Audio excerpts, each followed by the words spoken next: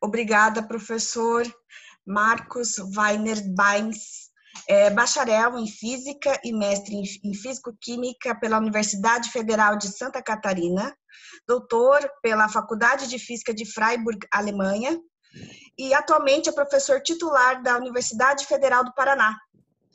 Tem experiência em física atômica e molecular, dinâmica não linear e sistemas complexos. Obrigado por participar da nossa série Físicos e a Covid-19 da SBF. E para começar a entrevista, eu faço a seguinte pergunta. Como surgiu o portal Covid-19 no Paraná? Quantos pesquisadores atualmente estão atuando nesse projeto? Então, tá bom. Obrigado, Joyce, pelo convite, também a SBF pelo convite. É um prazer poder estar aqui. Então, indo direto à sua pergunta, né? A gente começou, na realidade, no começo de março, lá pela segunda semana de março, quem teve essa ideia do portal foi o professor Marcos Sunier. Ele é diretor do setor de exatas da Universidade Federal do Paraná. E ele aí entrou em contato com alguns pesquisadores que, na época, já estavam começando a se preocupar ou fazer uma pesquisa relacionada à Covid, né? Mas a intenção dele, no começo, era realmente de promover a interdisciplinaridade, né? A gente sabe que a Covid você pode atacá-la de vários aspectos, né? Como físicos, como estatísticos, matemáticos, como o pessoal da saúde, né? E essa, então, era a intenção inicial. E com isso, hoje a gente reuniu praticamente 21 pesquisadores, né, de diferentes departamentos da informática, da estatística, da física, da matemática, do design e da saúde, né, departamentos aqui da Universidade Federal do Paraná. E a gente também tem um pesquisador do INSPER de São Paulo, o Marco Caetano. Então, veja, cada um desses pesquisadores também tem os seus colaboradores ainda, grupo de trabalho, alunos envolvidos. Então, tem mais pessoas envolvidas do que só esses 21 pesquisadores, né? Mas a ideia do portal era realmente mais ser um portal informativo das coisas feitas dentro da Universidade Federal do Paraná relacionado à Covid, né? E fazer um grupo de discussão. Então, por exemplo, a gente tem um grupo de discussão no WhatsApp desses 21 pesquisadores e a gente realmente troca ideias, troca textos, troca dúvidas, né? Às vezes você não sabe onde conseguir um dado ou outro, então alguém dá ajuda e é uma coisa assim bastante proveitosa, né? Então no começo existiam poucos pesquisadores, mas o site foi sendo incrementado, né? Melhorado, com mais informações. Então a gente tem informações de todo o Brasil, de todos os estados do Brasil, né? Os dados comuns da Covid, que é número novo de casos, números acumulados de casos, de óbitos e assim por diante, né? E a gente também tem informações sobre aquele número básico de reprodução, né? O número efetivo de reprodução, para dizer, que é o tal do R, certo? Que é a quantidade de novos infectados, em média, a partir de uma pessoa infecciosa durante o período no qual esse indivíduo permaneceu infeccioso. Então, quando esse R é menor do que 1, a propagação, né, do vírus está mais ou menos controlada, e quando ele é maior do que 1, então ela não está controlada. Então, nesse sentido, o site ele é realmente mais um informativo, onde a gente coloca pesquisas e resultados publicados, entrevistas e assim por diante. Certo. Quais os modelos matemáticos usados para obter esses resultados que vocês publicam no site? Sim, na realidade são basicamente 4 modelos, né, diferentes jeitos de atacar o problema. O mais conhecido, que a gente faz bastante, que é baseado então em equações diferenciais ordinárias, né? Isso é bastante conhecido, a gente, né, divide os chamados compartimentos, certo? Nós temos indivíduos sintomáticos, indivíduos infectados, recuperados, óbitos, indivíduos em quarentena e assim por diante, né? Então, com esse tipo de modelo, você pode adequar os seus parâmetros do sistema aos dados reais, e aí depois com isso ver tendências, né? Ou cenários, você pode mudar, por exemplo, se eu aumentar tanto os testes de pessoas, de indivíduos assintomáticos, quanto que melhora, né? Aumentar os testes e isolar essas pessoas, né? Quanto que melhoram os meus dados para o futuro, né? Então, a gente pode ver cenários diferentes, fazer diferentes suposições do que pode acontecer. Então, isso é bastante poderoso, esse tipo de análise, né? Isso é um deles. A outra coisa que a gente faz também é com análise de séries temporais. Então, a gente tem os dados reais e a gente olha lá se esse crescimento é exponencial, se ele é super exponencial, se ele é um tipo lei de potência ou alguma coisa assim, né? Então, cada tipo de comportamento significa um modelo matemático diferente que pode estar por trás, né? Então, é esse tipo de coisa que a gente estuda, simplesmente olhando para a série temporal, né? Ou, por exemplo, a gente pode agora comparar uma coisa que a gente anda fazendo, comparar séries temporais da Covid, né? Digamos, do número de casos, com séries temporais da temperatura, da pressão, que ocorreram nesse mesmo período. Então, a partir dessa correlação entre essas séries temporais, a gente pode obter alguns resultados, né? Então, um outro método também, que são as redes complexas, né, que os tal dos grafos. Quando você se imagina agora no Paraná, que cada cidade do Paraná é um nó nessa rede complexa, e as rodovias entre o Paraná, né, seriam as arestas. Então, a gente pode realmente estudar só pela propriedade dessa rede, das rodovias, né? A gente pode ver quais cidades são mais importantes, quais rodovias são mais importantes para a reprodução do vírus, qual a vulnerabilidade de uma cidade, né? Maior ou menor, esse tipo de coisa. E, por último, também foi utilizado o aprendizado de máquina, né?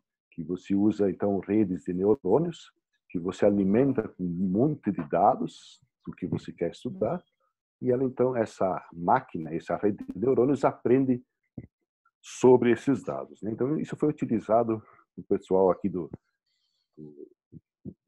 Departamento de Informática para fazer diagnóstico da Covid-19 por imagens de raio-x. Então, são basicamente esses 4 modelos, assim, né, que implicam em modelos matemáticos, por trás, que têm sido usados. Entendi.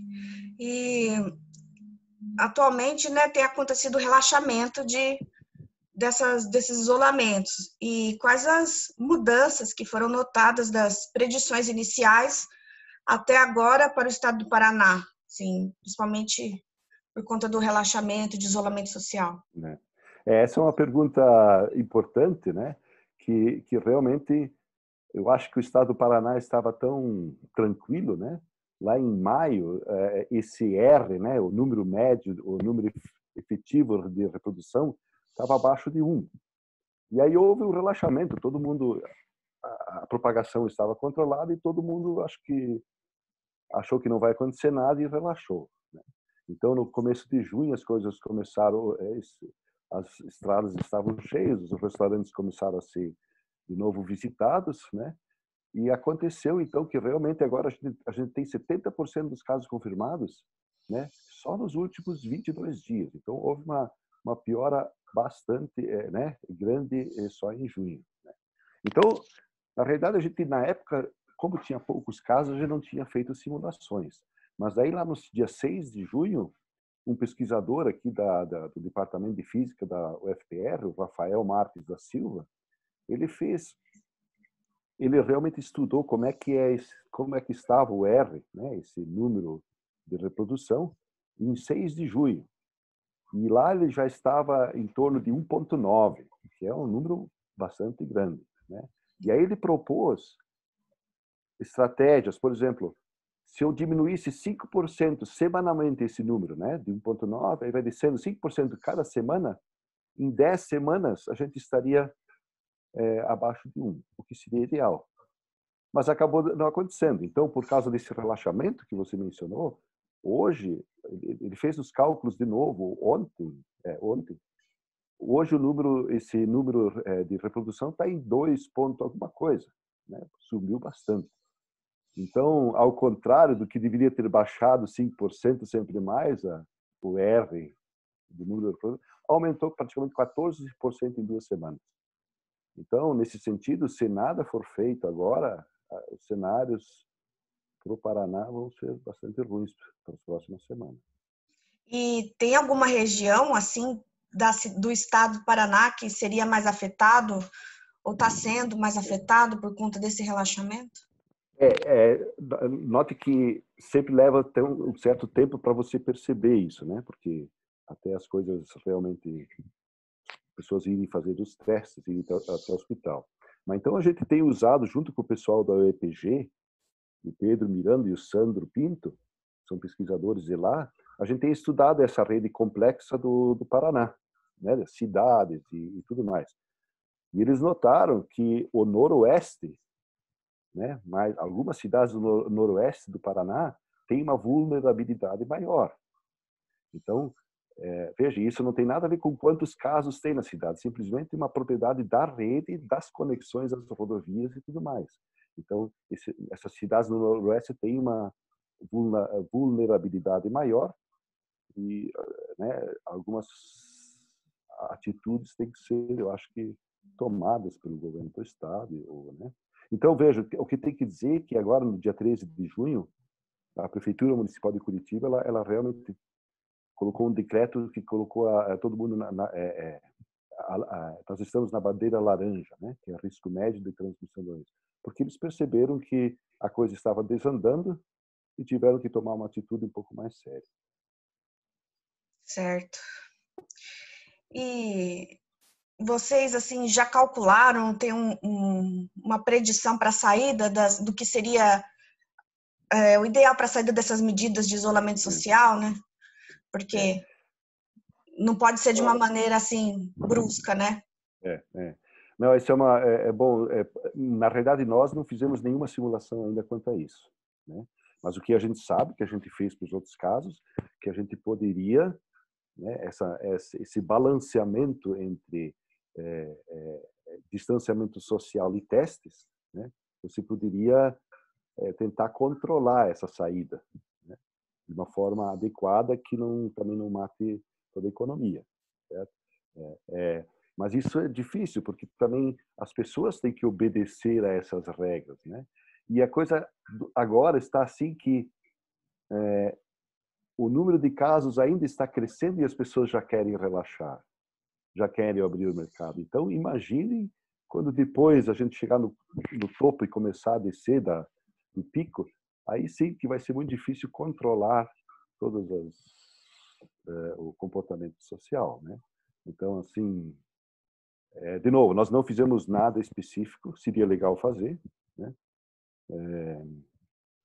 Talvez uma oportunidade que se possa fazer. Mas certamente distanciamento social e uso de máscaras é o mais importante.